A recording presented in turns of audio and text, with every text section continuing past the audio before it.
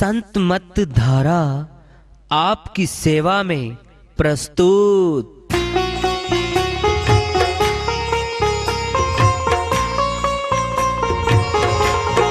जो चाहता है प्रभु प्यारा वो आओ संत मत धारा, भक्ति भेद बता कर सारा वो कर दे भव के पारा।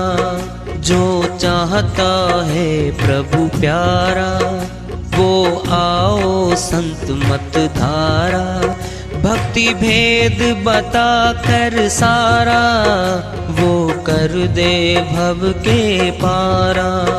जो चाहता है प्रभु प्यारा।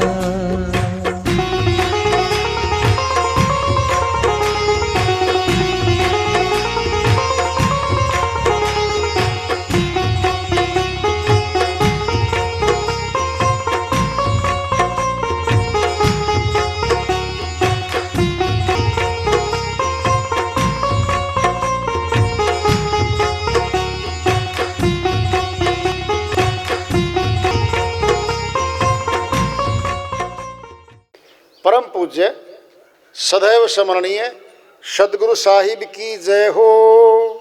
सतनाम साहेब आदरणीय सर्व संतों की जय हो। उपस्थित आदर के योग प्रभु प्रेमी एवं जिज्ञासु आत्माओं, हम सभी पूर्ण पिता परमात्मा सभी सृष्टियों के रचनहार कुल मालिक हम सब के जीवन का आधार उनकी महिमा को सुनने के लिए एकत्रित हैं। मेरी सभी से अर्ज है कि मैं कोई जगत गुरु नहीं, कोई महाराज नहीं, कोई महामंडलेश्वर नहीं, मैं केवल सभी संतों की चरणों की धूल हूँ और आपका भक्ति मार्ग में सहायक हूँ। मैं अपनी सीधी साधी टूटी फूटी भाषा में, संदूकड़ी भाषा में भक्ति भेद के गुड़ रहस्यों को उजागर करने वाले विचार आपके समक्ष रख रहा हूँ। यदि अच्छे लगे अपनाएं, नहीं तो गैर जरूरी समझकर विसार दें। सत्संग ही एकमात्र प्रभु प्राप्ति का विद्यालय है, विश्वविद्यालय है ये, और हम सभी सत्संग में आए हुए हैं। हम जिज्ञासु तभी तो आए हैं। हम पिछले सत्संगों से वार्ता करते चले आ रहे हैं कि चेतावनी से प्रभु प्राप्ति की ओर। इस अध्याय को, इस वार्ता को आज फिर आगे बढ़ा रहे हैं। ये स्थान जो है मंदिर है, राधा जी माधव जी मंदिर। माधव जी का संबंध श्री कृष्ण भगवान से है। श्री कृष्ण भगवान अवतार पुरुष रूप में आए धराधाम पे, द्वापर युग में वो यहाँ आए। उन्होंने बचपन से लेकर के जितना समय यहाँ बिताया है, बहुत कुछ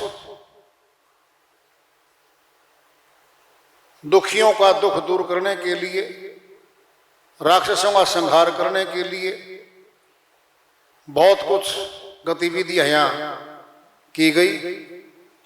सर्वोच्च जो है, जो कार्य रहा, वह श्री गीता जो अध्यात्म से भरी हुई है उसका प्रतिपादन किया कुरुक्षेत्र के मैदान में, जहां दोनों सेनाएं पांडवों की और कौरवों की आमने सामने खड़ी हुई थी। और चूंकि श्री अर्जुन जी बोले, हे माधव, मेरे रथ को दोनों सेनाओं के बीच में ले चलो, मैं देखना चाहता हूं किन किन योद्धा से मैंने युद्ध करना है। अध्याय 1 श्री गीता श्लोक 21 में कहा है अर्जुन, ठीक है, ऐसा ही करता हूं मैं। अध्याय 1 श्लोक 25 में दोनों सेनाओं के बीच में उत्तम रथ को ले जाकर खड़ा कर दिया। सामने गुरु द्रोणाचार्य, कृपाचार्य, भीष्म पितामह जी, बड़े बड़े योद्धा खड़े थे वहां पे। अर्जुन योद्धा रहा समय का, बहुत बड़ी शक्तियां रही, सभी की ओर देख रहा है। क्या मैं ये जो मेरा परिवार है, पितामह जैसे, गुरुजन जैसे, इन लोगों को मारूंगा किस लिए? राज्य प्राप्त करने के लिए। ये सभी राज्य को दांव पे लगा करके खड़े हैं, और मैं राज्य प्राप्त करने के लिए इनके खिलाफ युद्ध, नरसंहार करूंगा तो क्या मिलेगा मुझे? ये राज्य है, खून से लदा हुआ, सना हुआ राज्य है, क्या मुझे सुख देगा? नहीं। वो कहता है श्री गीता अध्याय 2 श्लोक 9 में, हे माधव मैं युद्ध नहीं करूंगा। हथियार गांडीव रख देता है। वहां पे चेताने के लिए श्री कृष्ण भगवान कहते हैं, अर्जुन ये कायरता कहां से आ गई तेरे अंदर भाई? युद्ध के मैदान में खड़ा है, संतों से, विद्वानों से ये बातें, वैराग्य पूर्ण बातें क्या कर रहा है? तुझे शोभा नहीं देता ये सब बोलना यहां पे। श्री अर्जुन जी कहते हैं, माधव मैं सारे परिवार की जनहानि करके, मार काट करके, अगर सवर का राज्य भी मिले तो भी मैं लेना नहीं चाहता। मैं युद्ध नहीं करूंगा। श्री गीता अध्याय 2 श्लोक 12 में श्री कृष्ण भगवान फिर फरमाते हैं, अर्जुन न तो कभी ऐसा है रहा, तू नहीं था, मैं नहीं था, ये राजा लोग नहीं थे, और नहीं कभी ऐसा होगा, हम सब यहां नहीं होंगे। हर काल में जाना आना है। अगर तू नहीं मारेगा तो तेरे बिना भी ये जिंदा नहीं रहेंगे यहां। सदैव जिंदा कोई नहीं रहा यहां। तुझे ऐसे ताने देंगे ये लोग, न जी सकेगा न मर सकेगा। युद्ध से भागा हुआ घोड़ा सिद्ध करेंगे तेरे को ये लोग, कायर कहेंगे तुझे। समझा रहे हैं।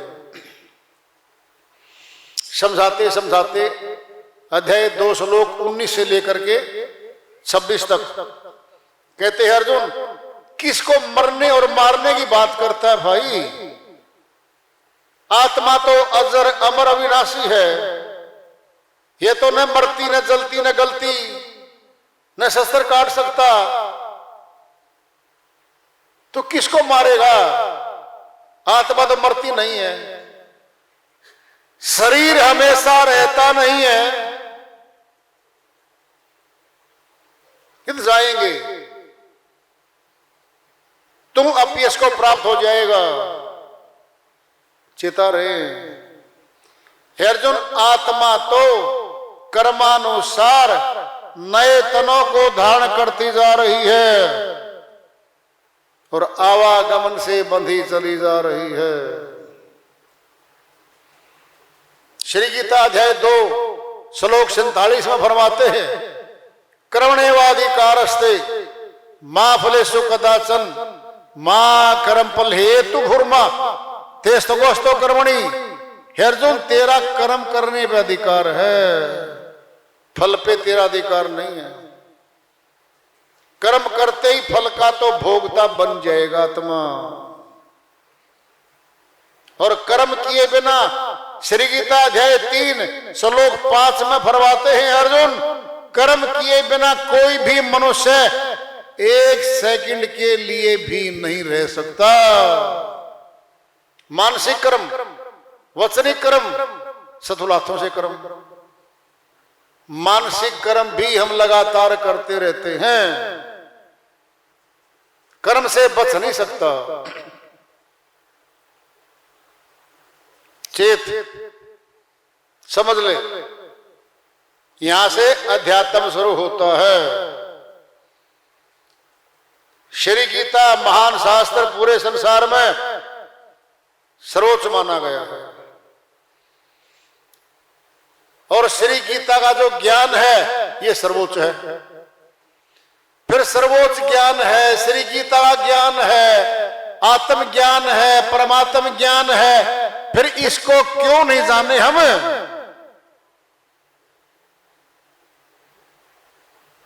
जो ऊंची है शक्ति क्यों नहीं प्राप्त करें हम? क्या भेद छुपा हुआ है श्री गीता में? उसको लेंगे, अच्छे से लेंगे। एक प्रसंग आता है, गुरु वशिष्ठ और गुरु विश्वामित्र जी में आपस में विद्वत्ता पे, ब्रह्म ज्ञानी होने पे बातचीत चली। और गुरु विश्वामित्र जी बोले, हे गुरु वशिष्ठ, आप तो ब्रह्म ऋषि हो, मैं राज ऋषि हूं। इन बातों पे खिंची और गुरु विश्वामित्र जो रहे, सतयुग में राजा, सत्यवादी राजा हरिश्चंद्र जी आए हुए थे। वो काफी निकट थे गुरु वशिष्ठ के। कहता मैं परीक्षा लूंगा सत्यवादी राजा हरिश्चंद्र जी की। ये प्रश्न आ जाता है। साधु का, ब्राह्मण का वेश बना के गुरु विश्वामित्र जी जाते हैं सत्यवादी महाराजा हरिश्चंद्र के दरबार में, प्रणाम करते हैं, आओ भगत करते हैं। तो सत्यवादी राजा हरिश्चंद्र जी बोले, हे ऋषिवर, हे ब्राह्मण जी, मैं आपकी क्या सेवा कर सकता हूं? कहता भाई क्या सेवा कर सकता है? आप तो कुछ भी सेवा नहीं कर सकते मेरी। नहीं, मैं कर सकता हूं, अक्षत्रिय हूं मैं। कहता वचन भर ले। फिर वचन भरवा दिए भाई। अब वचन भर दिए। एक वचन में तो सारा राज्य मांग लिया और दूसरे वचन में दक्षिणा मांग ली। कहता ठीक है, दे दिया मैंने। अब महारानी और जो पुत्र रहा रोहित, तीनों के तीनों राज्य को छोड़ने के बाद दक्षिणा, उनके गले में जेवर थे, सोने के, चांदी के, बड़े हीरे के, बड़े बड़े महंगे थे। तो उन्होंने निकाल के देना चाहा गुरु विश्वामित्र जी को कि भाई ये दक्षिणा में ले लो। हे राजा, ये तो राजकोष का है, ये तेरा नहीं है, तेरा दे। जी मेरा, हाँ बिल्कुल, इनको निकाल दो।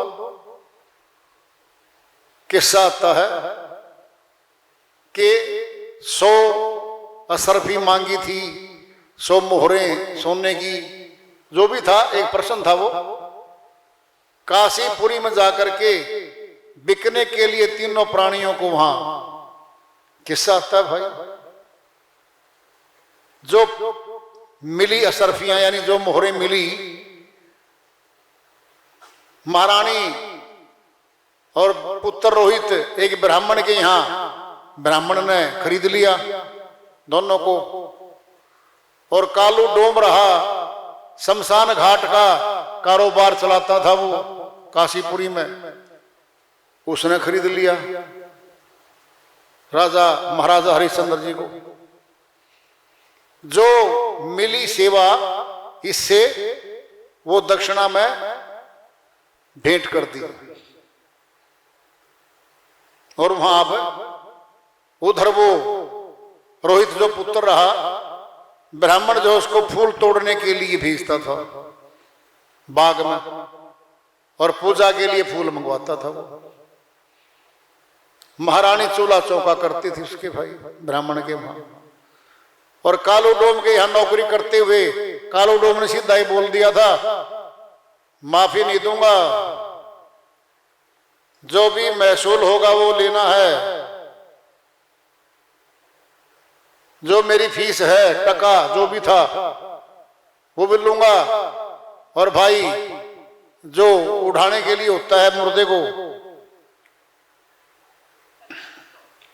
कफन, वो भी निष्ठा से कारोबार चलाते रहे भाई। एक समय आता है कि टूटा नहीं, ये तो भाई पास होने जा रहा है, कुछ और इसकी परीक्षा कठिन ली जाए। रोहित जब फूल तोड़ने गया तो सर्प ने डस लिया उसको, और भाई वो प्राणांत हो गया। उधर से उसको उठा के गोद में महारानी आती है शमशान घाट में। तो महाराजा बोला, हे महारानी, फीस चाहिए, महसूल चाहिए मुझे। मेरे पास तो कुछ भी नहीं है, मैं क्या दूंगी तुमको, कुछ नहीं है मेरे पास, मुझे नहीं पता। खूब बोलती है वो, ये राजा तेरा पुत्र है, ये मेरा पुत्र है, दोनों का है, कुछ तो माफी दे दे। कहता नहीं होगी माफी भाई।